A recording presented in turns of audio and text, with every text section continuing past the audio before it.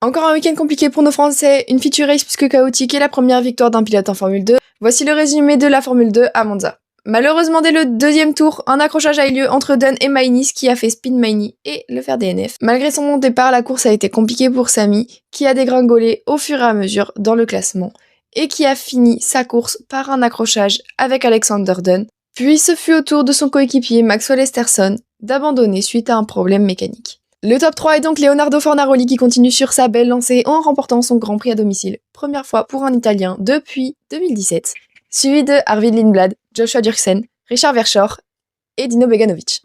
Comme je l'ai dit dans l'introduction, la course principale a été plus que chaotique avec une course de 30 tours. Après Dunn la veille, Maini se fait encore sortir une autre fois au deuxième tour, mais cette fois par Arvid Lindblad. Dans ce tour, il y a aussi eu un contact entre Martins et Fornaroli, ce qui a fait perdre le flap de l'aileron avant de l'Italien, mais les deux pilotes ont quand même réussi à nous offrir une magnifique bataille. Une safety car est arrivée juste après car Arvid Lindblad n'a pas pris les freins et a percuté l'arrière de la voiture d'Alexander Dunn au virage d'Ascari, ce qui a envoyé Dunn dans le mur et qui a fait perdre l'aileron à Arvid. Dès la relance, c'est au tour de Shields de DNF en ayant mis les pneus dans l'herbe pour chauffer les pneus et en ayant spin et fini dans le mur. Puis seulement quelques mètres plus loin, c'est Arvid Lindblad qui n'avait pas changé d'aileron et n'avait donc pas le même équilibre sur sa voiture, qui est venu accrocher et détruire la voiture de Roman Stanek.